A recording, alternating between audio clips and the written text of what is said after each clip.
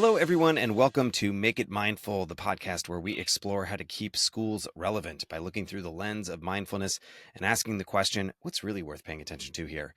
My name is Seth Fleischauer. My co host Lauren Pinto is on a break.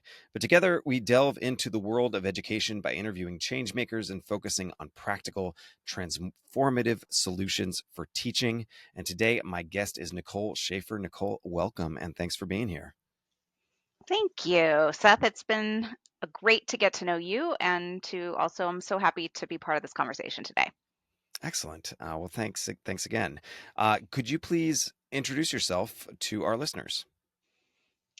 Sure. I am an artist, a mom, a writer, and truly an educator and facilitator. I've been playing with that idea of, I went into teaching to teach, but actually now as I'm moving into this third stage of my career, I think facilitator is a better description of what I do. But I came to education in a very different pattern or pathway. My background is in environmental studies. I spent some time in India. I was really thinking that I wanted to get into nonprofit management and work in DC. And what ended up happening is I became a writer of annual reports. And in the late 90s and early 2000s, when corporate sustainability became the hot topic, I was the bridge between sustainability and business writing. And then this thing happened called 9/11, and I was working very close to the White House, and decided that I was going to quit my very lucrative job working at a firm, and went back to school to become a teacher, um, and went to become a teacher's aide during the day. So I actually Hmm. did the whole, went to school at night to do that. Uh, Later on in life, I decided that I needed to move back towards my home in Pittsburgh here, where I was able to start a family, and be closer to my family here. And I could not find a teaching job. Western Pennsylvania had been kind of a space where um, you had to get a job based on someone that you knew. And so for me, I was determined to find somebody that didn't know me, that understood my creative endeavors. And one particular day, I was jogging in our natural park with my baby buggy, as we say here in Pittsburgh, and came across this school that was just starting up, called the Environmental Charter School. And at that point in time, I met the CEO, and he kind of told me a little bit about what was happening. And I said, you know what? I think that I can do all of the things that you're just asking or looking to do, which was curriculum writing, developing a connection to the environment, and getting kids outside. And so soon after that, I was the second employee for what has become the Environmental School District. We started at 30 kids at each grade level, at K through 3. And today we'll be graduating, well, not today, but in June we'll be graduating our first class of seniors. And we're at about 1,000 kids now. So that's a little bit Wow. about me. Okay, gosh, I have like 9 lines of questioning here, just based on that bio. Um, okay, I'm going to start at the beginning. You said you called yourself a facilitator, not an educator. Mhm. I think that like a lot of movement in education right now is pointing in the direction of teachers in general being facilitators and not educators. And I'm wondering if you can unpack that for us a little bit. What does it mean to be a facilitator, not an educator? And how does that apply to your current position? And how do you see those same things applying to like the teacher's role in general? Yeah, a couple things. I actually have been reflecting on this as I've been working on a hiring process to kind of find and uncover um, innovative leaders around the country that can facilitate the kind of learning and progressive leadership that we need in schools today, which is a little bit different than the traditional superintendent. That said, what you do when you go through a process of learning about other people's stories is you start to think about your own. And I'm not sure. I wasn't an amazing teacher. In fact, I was probably pretty average. But if I look back now, the reason I probably didn't do well on those observations at the beginning of the year is because I was really about facilitating the experience for kids. And so there was very little of me talking and explaining, but rather digging into big, hairy questions, making kids feel, you know, intellectually uncomfortable, that they had to kind of discover something that they didn't know or make connections between something that did not feel like they had connections. um, that makes me actually feel kind of proud that I was kind of in that space and bucking the system at the time. As fast forward to what we're looking for in terms of leadership and in terms of what we need in classrooms, what are the questions I ask key candidates that are in leadership roles, is, what are adults doing in our schools? What do you, in a perfect and ideal space, if you could wave a magic wand, what are those adults doing? Hmm. Are they standing at the front? Are they sitting on the floor? Are they talking with students? Are they asking questions? Are they frowning? Like, what is actually happening? And the better answers that I get are the ones that are utilizing those facilitation techniques, questioning, um, moving away from things that we know of, being the sage on the stage. But it's even more nuanced than that, I think, as we move into this kind of post pandemic era, of really helping kids or adults thread the needle, but not kind of give them all the whole package, because we're so easy, and maybe this is a parenting lesson that I've learned. It's so easy to kind of give the answer, or to make the struggle or the grappling easier. But a really effective and powerful facilitator can get you right to where you need to go, um, to make the next step, Hmm. independently and empowered to do it on your own.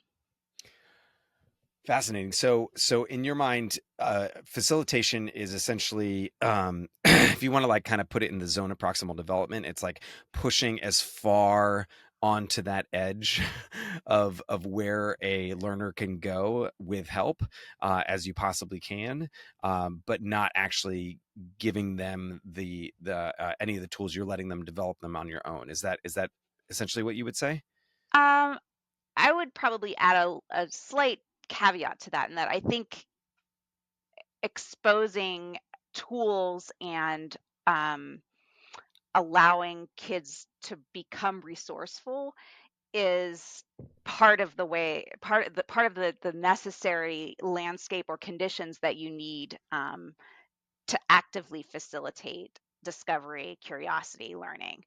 If a kid is coming from not knowing how to connect with key people in their community, or if a kid doesn't understand how to break down a problem to smaller chunks, or if, a kid doesn't know what tools to use to cut something from large to small, that is our job, is to kind of Hmm. help guide them to the available tools, to evaluate those tools, so that they can, move forward and move an idea or a problem forward. Got it. So you're not totally throwing the traditional methods out the window. There's still room for direct instruction. There are skills that they need to have in order to be able to do this more open exploration on their own, and to dig into these big, hairy questions. But that is not done in a vacuum or without a foundation that you're establishing. No, and that's actually, that's the equity piece that we've got to get better at. Instead of, one of my major faults, I think, that as I was even designing the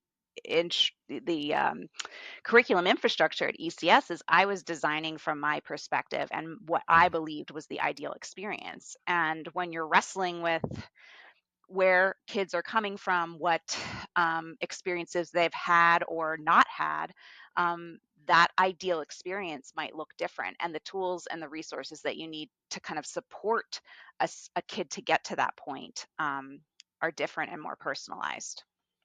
And so, how do you incorporate the experience, the varied experiences of your students when trying to get them toward some sort of ideal, or does the ideal change? Do you frame it differently, right? Because you still want to have like a vision for where the student is going, but you want to be able to accommodate the different backgrounds, the different ways that someone might get there, or is it the different ways that there might look once they're there? Do you know what I Right. mean? Like Yeah. are like how do you change the vision of where you want education to go based on incorporating the various backgrounds of your students? That's a really powerful question. And I was, I was thinking about this today with one of our colleagues. And I'll give you an example. And I'm not sure that this is the most concise or vibrant example, but it allowed me to think about letting kids fail so that the next time that they are moving forward in a problem, they have now gained some of the access and opportunity based on that experience. So the experience is there was a group of kids that one of the, at the ECS middle school, their focus is on agency and really moving kids to take that early teenage hormonal angst and do something about it, right? Or do And something so with the it. or do something with it. But as many, and this is actually not, I think, a kid problem, but maybe an American problem, I'll just say that, is that we jump to the solution. And so Hmm. this particular group of women plus girls, um, they decided that they wanted to take on banned books. And they were writing this big long thing about how they were going to come to the board and tell the board what they thought because of banned books. And I knew, and all the other adults know, that actually ECS doesn't ban any books. Um, but they jumped and forgot to kind of they missed a bunch of steps before you would Yeah. go to the board. And so they had, the teacher or the facilitator had to say, okay, well, before you go to the board, who are the kind of the first people that you should talk to? And so leading them to the tools or the mechanism or the kind of processes that are in place is something that I think we assume that kids know, or um, we assume that if they don't know it, they should, right? And so I'm trying to kind of nuance that question of what you're saying of how do you scaffold um, kids that have had experiences is actually, I think you have to let them explore, make mistakes, and not self-correct before they decide that they need to move to the next step. So they had to go back to the drawing board and rethink their strategy. Yeah. But I want to press in a little bit because you were saying I find it really fascinating this notion that you said that you had this vision for education. You realized that this vision was embedded in your personal experience, but then you realized that you were discounting the experience of the students with different backgrounds than your own. Mhm. So how has your vision changed because of that? Right? Like, is it just that you need to provide scaffolding for them to get to the vision that you've established, or is the vision different now? The vision is not different. I think the that's a really good question. And I will tell you, when that moment happens and you're thinking, "Oh my gosh, have I been designing from a place of privilege? Have I been designing from, my blind spot as a white middle class woman who had a very kind of quote unquote American experience of schooling?" When you have to rumble with that and you don't know the other lived experiences, it's devastating. It's emotionally raw, I will tell you. And I don't mean to be trivial about it. But to me, the mechanism is building more understanding that certain pieces of that vision are non-negotiable regardless Hmm.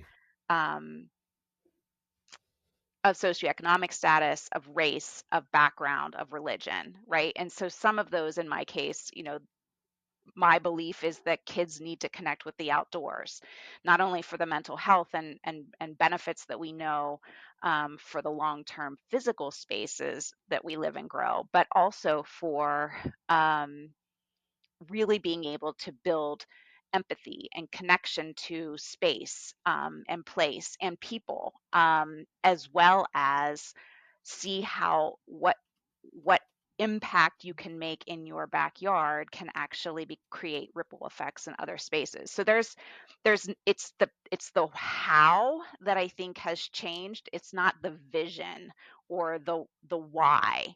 It's the mechanisms, taking a step back, being a facilitator, allowing kids chances to skill up or, build more capacity to have more cultural competency in their neighborhood, understanding where and how to utilize resources and people in different ways. It's the how that I don't think I had right. Yeah. Okay. So the vision remains the same, but you've gained greater awareness, greater consciousness, greater mindfulness around the path to get there. Acknowledging that your experience, one of privilege, is not necessarily the experience of all of the students that are going to come through the door, and that you need to meet them where they're at in order to bring them to this space that the all of the educators at ECS have shared in the vision of creating. You talked about some non-negotiables. You talked about the outdoors being one of those, connection to the outdoors. It sounded like you were talking about like systems thinking in terms of like how interacting with the outdoors in this one place might have a ripple effect on something else. You talked about empathy and connection to society and culture. Um, am I hearing you right that those are some of the other non-negotiables? And if not, like what are the other non-negotiables? I think you nailed it, right? A system is designed perfectly for the outcomes we have, right?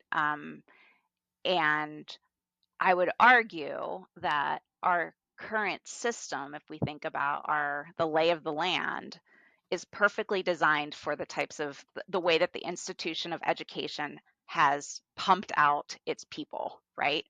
Mm, We're polarized. Well, why is that? Because we're not teaching perspective building mm, in K-12. We are not sensitive or empathetic or compassionate to another's lived experiences. Why is that? Because we're not embedding it into the spaces and places. We don't value thinking about how one action could impact your built, your natural, or your social environment. And that's because we're not getting into systems thinking and how interconnected kind of this ecosystem of the world we all partake in. Beauty is another one. Beauty and love, I think, are often discounted as trivial or not something that needs to be part of the school day. But beauty and love are the critical pieces to understanding um, art or appreciating and providing spaces and places for people to express themselves in free and open ways. And critically to the importance of maintaining an effective and stimulating democracy in which other people's views and opinions can be valued. So going back to if we change the values and the things that we find important in a K-12 setting, what would the outcome look like hmm. if it was across the board, if we had a chance to go back and redesign it? And I wonder, because when I think about systems, human systems are so utterly complicated, right? And I live in Portland, Oregon. Without getting too much into like the local politics here, I'll just say that there are some extremely good intentions that don't turn out with the impact that people intend. And I'm wondering if that is at all a part of your teaching of systems, that they are somewhat unpredictable, that you can have good intentions and try to do good things, yet the outcome might not be of that same impact because you've inevitably missed one of the infinite threads that impact this outcome, right? Like, is that part of what you talk about, or are you basically like, this is the way you should think about systems, these five things are going to happen if you do this one thing, and you're just trying to kind of, it's like a game of chess, right? Like you're trying to teach Totally. like strategic thinking. So you can never, and this is the science, I'll put my science hat on, you can never eliminate the variables. And so allowing the opportunity to gather and and allow folks to know that there's no unicorn, there's no Mm, perfect solution to anything. I mean, global warming, the education sector, politics, one solution is actually very polarized or mindset, right? That's like saying that it's very linear to change something that's actually inherently human and not linear. Teaching that in spaces looks different, not only and I work primarily with adults now, to students and adults. And I will say the amount of systems thinkers that we have working with students is it's not prolific, is what I'll say. mm. But what I'm finding, and again, this is a total mid-course correction, I think, in my head of what I thought innovation and how you spin change, or how you make the inflection points actually resonate, and maybe not change the whole system, but make some impact that has a ripple effect, which is still a win, right? And that's the optimist in me. It's still a win, even if you didn't Mm, solve it all. You've got a little chunk in that armor that's pulled out. But I think we tries too hard to solve for poverty, when really it's like, okay, well, can we think about that problem in a different way? Can we think about it at the local level? Can we think about it on our street? Can we think so making sure that we're actually scaling down and trying new ways of thinking and exploring a problem. And every idea or every way that we approach that problem then isn't going to necessarily scale either, mm, but the inflection point is what you're looking for. And that's what I try to tell mm. teachers and I try to tell kids. It's like you're not going to solve for world peace. But what's something that we could do in this classroom to make sure that, we speak in civil tones to each other, that we talk to each other? And then how might that look when I go into the cafeteria? Or how might that look when I go into the board meeting? I'm really hot about some issue um, that really ticked me off. So Mm. it's drawing those connections, and that to me, this is me being a hypothesis. That's my hypothesis of how you actually create long-term change, is these tiny inflection points that keep building over time. Yeah, absolutely. That's culture, right?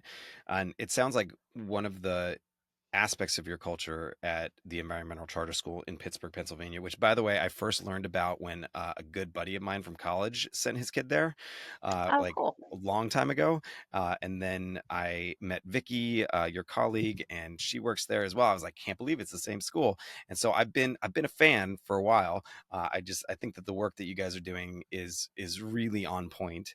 And what I'm hearing, which is no surprise, but it's delightful to hear, is that you are in an active negotiation with your culture around what it means to fail.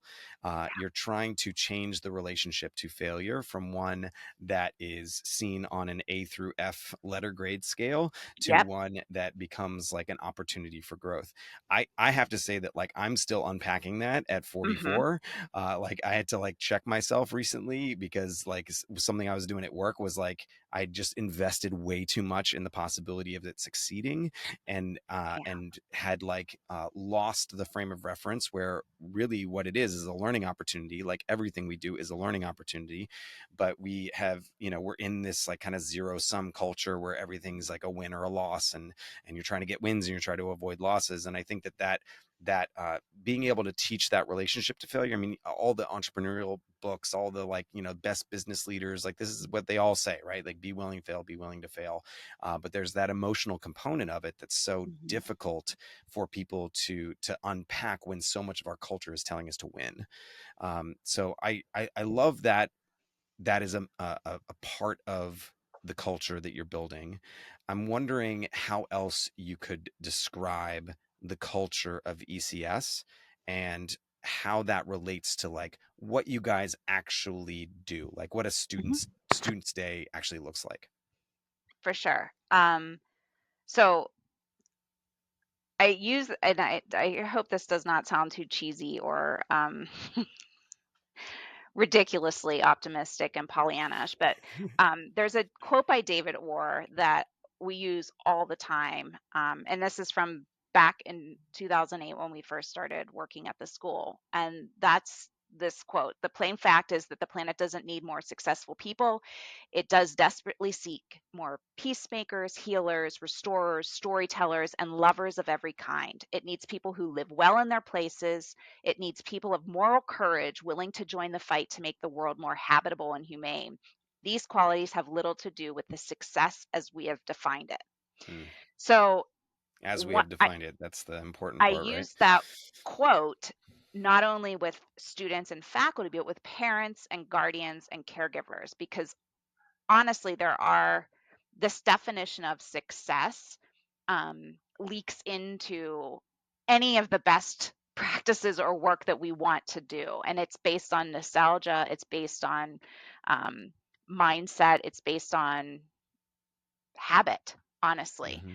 And so changing that definition, um, that has been a system that I think has been really difficult to shift as we work with students. And students, and I know that Vicky has talked to you about this, like we have to unschool students in many cases. By the time we got them to middle school, we're doing a project right now, kids don't know how to um, A, be resourceful, or B, not raise their hand to ask a question. And that sounds super, again, super simple, but we've we've created spaces that kids have these routines and procedures that actually hinder the opportunities to try and fail, to make a crappy first draft.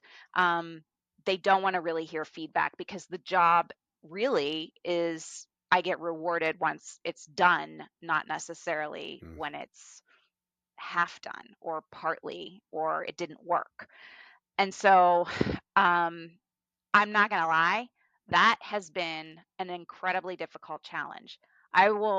When we were working on the high school and designing the high school, I actually used kid focus groups to design what would make, if you could wave a magic wand and create a new high school, what would that look like? And honest to God, kids essentially designed the same thing that they see already. They Mm. could not imagine not having bells, for example, or not moving from class to class in a synchronized way. Mm. And to me, I was like, no, no, guys, stop thinking that. Like, let's think about like what if you could add video games to your room? I could not even fathom. And these were high performing kids. These were kids that are getting straight. They were like, nope, I know the system. This is how I'm going to succeed. Yeah, they're getting straight So, A's within the system. right. So unschooling is, it's complicated. It's complicated in front of kids, and it's also complicated to communicate to families. And then you Yeah, got to and also believe that or that teachers are saying, okay, what's okay if kids don't raise their hand and maybe aren't sitting in their seat, or turn in a half project to me. And that's also another kind of barrier that we're challenged with as well. so it sounds like I mean, you operate at a school. You just use the term unschooling. Like you're essentially like trying to unschool school, but it's still school. So which parts of school are the non-negotiables that you want to keep in school, and which parts are you unschooling? So we're doing it in, again, these kind of small inflection points where we can, right? Mm. Because we're not in a we don't have the conditions set up, even in a charter school, even in an innovative space, even with being able to pick and choose who we hire and fire. It's still not the conditions for rapid iteration to happen like it would in a startup. However, I would say the pieces that we can try to exercise consistently is like out the door learning. And when we call out the door learning, that's not going out and hugging trees or, creating, picking up litter. This is Personally, like, I'm a fan of hugging trees, but go on. I am too, that's my, yeah, but we're not doing that. But we are thinking about, okay, well, who are the organizations in a community that we can connect students with, who are going to have real conversations, and there's not going to be a power dynamic between Mm. who knows more and who doesn't.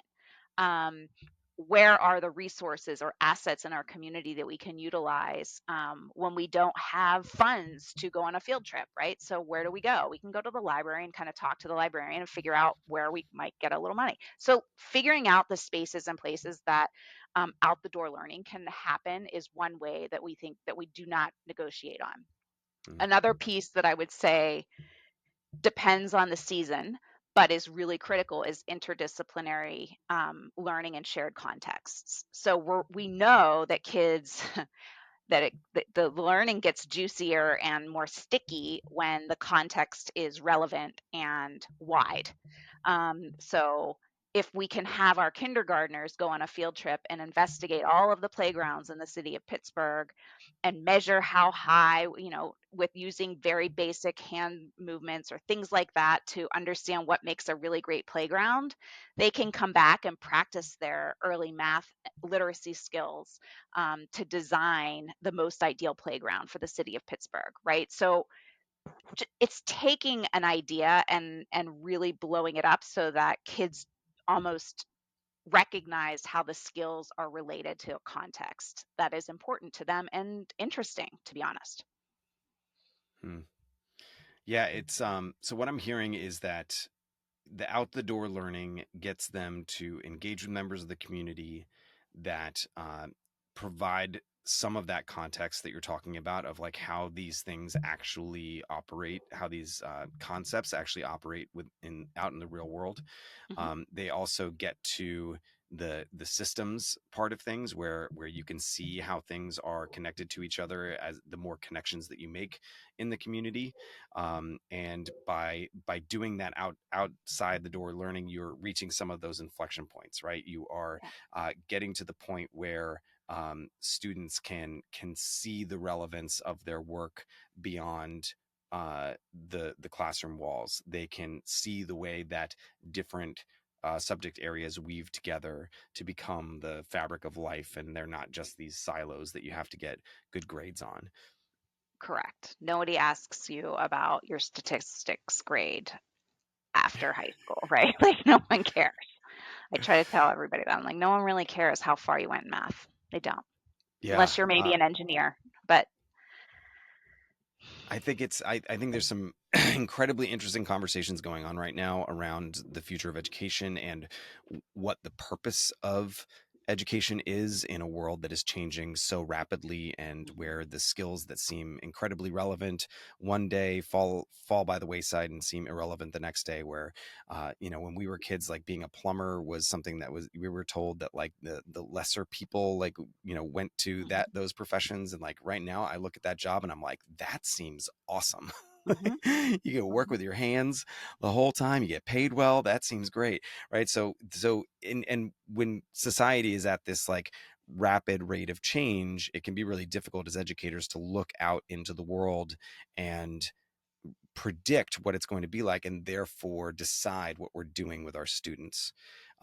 And I think that a lot of teachers, the answer to that question is like, well, okay, um, I'm just going to follow the standards, right? The standards that I'm supposed to be teaching. That's my job. That's what I'm here to do.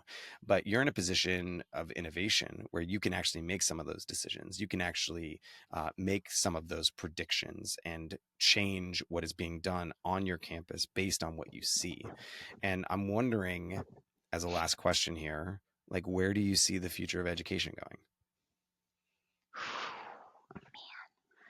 Um, can I just add a change first? Can I reframe your question to where do I see the future of the teaching profession going? Because I think that Yeah, yeah, I'm yeah, not yeah. That sure. answers some of my question. Yeah, I It's like a it. little bit of chicken or egg, which is going to happen first. And at first, I mean, for the last 20 years, I've been thinking, oh, we're going to change the system. We're going to change the system. I'm actually beginning to think that the system is actually going to evolve and change based on the next set of teachers that are coming out of spaces.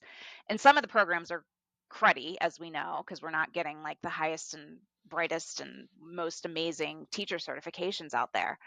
But I think that the ways in which teachers are working, if we've got the next crop that really starts to define what they need in order to or what conditions they need. And this is not popular, or probably you can cut this out if you need to. But instead of unions deciding what the conditions are, it's the teachers that are creating the spaces that are most conducive for learning, that are ultimately going to decide how that looks. So I'm thinking, what the structure of the day looks like. Um, I'm thinking, no longer classes that are defined by content, but rather by process. I'm thinking um, that there will be executive functioning classes that kids are going to have to do as prerequisites to get into a course. Mm, Um, I think that there's also in this redefining of the profession that you're going to see more creativity and artfulness come back into the profession, though science is an important part of an effective data collection is also very important for student growth. I think that you're going to see the next population, this Gen Z group, starting to question what they've been sold and then also kind of reinvent what that looks like to make it a more mm, sustainable space to work again for 30 years. Because mm. I think it's going to swing back, right? We know that teachers are leaving the classroom in record numbers because of the work's not sustainable and it's not fun, and there's so many different pieces to the administrative puzzle to make that teacher even have that job. And I think that it's going to be this next cadre of really young, passionate educators that are going to say, no, we're not actually not going to teach like that anymore, and they're going to I love it. push the old white superintendents out. I love that because it's like, this is an entire generation that you and I and other educators, we've centered student agency as like part of the educational approach. So I like that theory that like, you know, raising an entire generation to think that they can implement change might create a generation that implements change. And I guess we'll find out. That's the hope. Yeah. I'm uh, very hopeful. I really am. I think that that's going to be it's a total shift again in my thinking, but I think that it's the facilitators and the educators that are going to totally flip the table. I love it. And I love it in the context of the theme of this podcast. We talk about mindfulness, we talk about what to really pay attention to. You've got an entire generation of teachers who are coming up, paying attention to what is going on around them and questioning a lot of what's happening. And that's just part of their process now. And you also talked about, I think, something that's incredibly important that not enough people think about, which is systems thinking, right? I think that systems thinking is an act of mindfulness. It is an act of empathy. It's an act of Absolutely. like getting outside of yourself and starting to look around and notice things that are happening around you and not just what is happening to you. And so I really like that we brought you on the podcast today to discuss those things. That is absolutely in line with our ethos here on Make It Mindful. Last question is, where should our listeners find you on the internet if you want to be found? Oh, great question. Well, I've recently launched a new business called the Thinking Lab. And the intention of the Thinking Lab, though it's not all that lucrative right now, is to be a space both in person or virtually or in brick and mortar to solve big, hairy, audacious problems Mm, at the BHAG or community BHAP, level. I guess. Yeah. And then I also at thethinkinglab.com, you can also, we're in a phase of redoing the website to factor in both coaching, organizational systems thinking, Mm. um, and creativity and fun in the workplace. Ooh, ooh, I'm intrigued. So let's go to thethinkinglab.com to check that out. Was that the right link? Yeah. Okay. Well, Nikole, thank you so much for being here today. We really appreciate your time, your candor. This is a great conversation. Another one of those conversations where I wrote down 7 questions and I asked you to introduce yourself and we just went from there. I don't think we hit any of those questions. Or we made kind of, but it was just such a deep conversation that flowed so naturally and just as we knew it would, right? When we were talking about having you on. So thank you Yeah. so much for being here. For our listeners, if you'd like to support the podcast, please do tell a friend, give it a follow, give it a rating or a review. Thank you as always to our editor, Lucas Salazar. And remember that if you'd like to bring positive change to education, you must first make it mindful. See you next time.